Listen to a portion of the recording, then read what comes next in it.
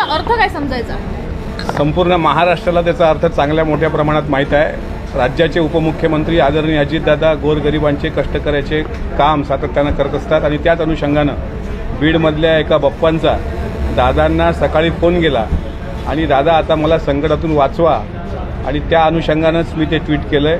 याचा अर्थ स्पष्ट आहे की महाराष्ट्रामध्ये सातत्यानं जनतेची कामं करणारा नेता म्हणून जी दादाची ओळख आहे, विरोधकांनी अक्षरशः लोकसभेमध्ये खूप बदनामीवर खूप खालच्या पातळीवर टीका करण्याचा प्रयत्न केला होता, पण तरीसुद्धा काल ज्यांनी विजयोत्सव साजरा केला त्यांच्यातलेच काही नेते ज्यावेळेस दादांना म्हणतायत, गळ घालतायत की आता आमचं भविष्य कसं, त्यावेळेस माझ्यासारख्या कार्यकर्त्याला अभिमान वाटतो की मी त्या नेत्यांसोबत काम करतो जे नेते महाराष्ट्रात सर्वसमावेशक भूमिका घेऊन तळागाळातील लोकांचं काम करतात।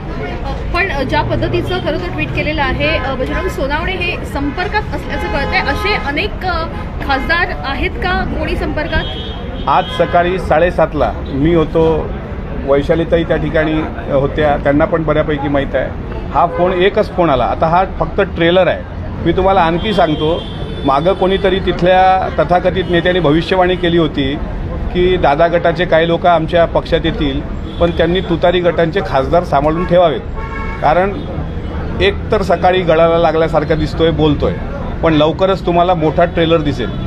तुम्ही म्हणताय की लवकरच मोठा ट्रेलर पिक्चर दिसेल।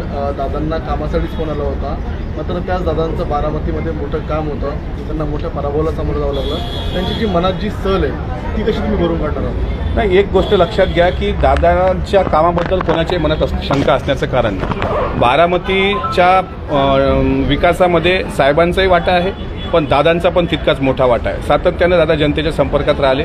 ठीक आहे, ही निवडणूक विकासापेक्षा भावनिकतेवर गेली, त्याच्यामुळे आम्हाला तो त्या ठिकाणी पराभव पत्करावा लागला। तो खूप म्हणजे आमच्यासाठी अनपेक्षित ती घटना होती, मात्र आम्हाला तो बॅकलॉग भरून काढण्याकरता पुढं विधानसभेची संधी आहे। आम्ही हिरिरीनं काम करणारी लोक आहोत। फक्त अजितदादा किती महत्त्वाची व्यक्ती या राज्याच्या केंद्रस्थानी आहेत हे मात्र या गोष्टीतून सिद्ध होतं की एखाद्याच्या साखर कारखान्याच्या मजुराचा प्रश्न असेल आणि तो व्यक्ती दुसऱ्या गटाचा खासदार असेल आणि तो व्यक्ती स्वतः दादांना फोन करून विनंती करत असेल, तर माझ्यासारख्या सर्वसामान्य राष्ट्रवादीच्या कार्यकर्त्याला ही फार मोठी घोषणा बाब। बारामतीच्या मैदानात यंदा योगेंद्र पवार यांना उतरवलं जाते, ते दादांचे पुतणे आहेत आणि त्यांचं असं म्हणणं आहे की आता आम्ही बारामतीचा दादागिरी बंद करू। आता त्यांनी काय म्हटलं मला माहीत नाही, शेवटी लोकशाहीमध्ये प्रत्येकाला उभं राहण्याचा अधिकार असतो। मागच्या वेळेस एकाचं डिपॉझिट गेलं, आता यावेळेस त्यांनी करून पाहावा प्रयत्न।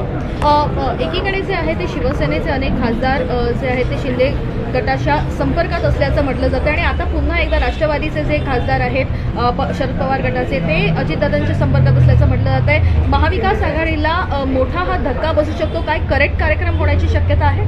मी तेच म्हणतो की आज फक्त तुम्ही ट्रेलर बघितला, आता याच्यावर स्पष्टीकरण विरोधकांकडून येणं साहजिक आहे। आम्ही पण वाट पाहतो की ते काय स्पष्टीकरण देतात आणि आमचं जर चुकीचं असेल तर संबंधित नेत्याचे काय म्हणतात त्याला कॉल डिटेल्स काढावे, किती वाजता तुमचा फोन आला, कशा संदर्भात आला, आणि दुपारीसुद्धा 2:30 वाजता एक फोन येऊन गेला असं मला कळतंय।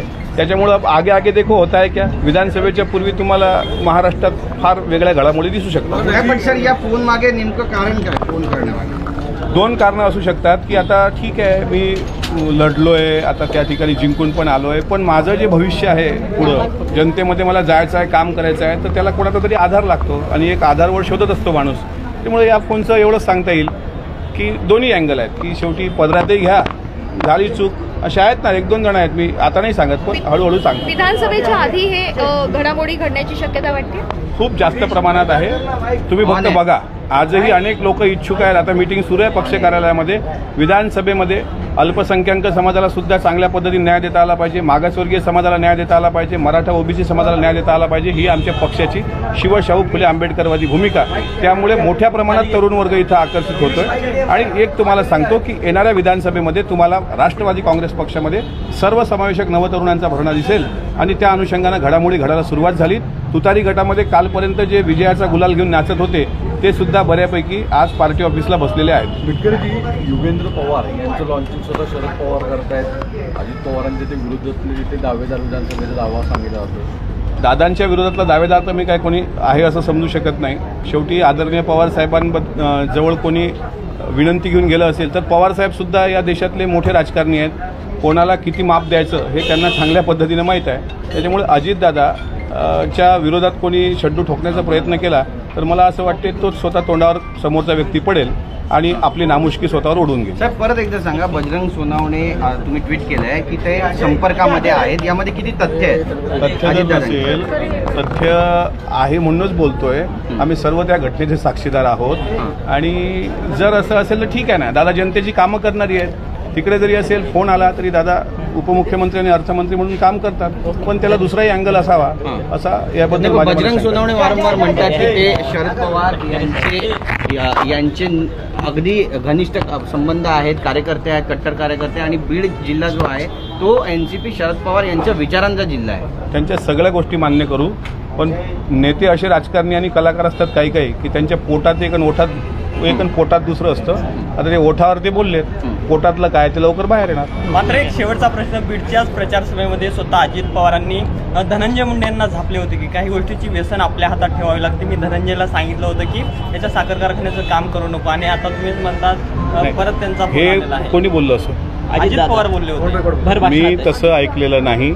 मी तुम्हाला एवढंच सांगतो की आज सकाळी देवगिरीवर जी घडामोड घडली ती घडामोड मी तुमच्यासमोर मांडली. नाही, पण बजरंग अप्पा तुमच्या पक्षामध्ये येतील असं तुमचा दावा आहे की असं वाटतं तुम्हाला किती येतील? तुम्ही थांबा ना, अभी आगे आगे देखो ना क्या होता है. काल सांगितलं की मोठ्या प्रमाणात आम्ही विधानसभेमध्ये आमदार निवडून लावण्यासाठी मी काल दावा देखील केला. प्रत्येक आपापला दावा करत असतो. प्रत्येकाला वाटतं की आपल्या जागा निवडून आल्या पाहिजे, त्याच्यामध्ये काही गैर नाही. त्यांना विचारा आज सकाळी फोन कशासाठी केला होता. दादांची किती वेळ फोनवर साधारण चर्चा झाली? 10 ते 12 मिनिटं साधारण चर्चा झाली.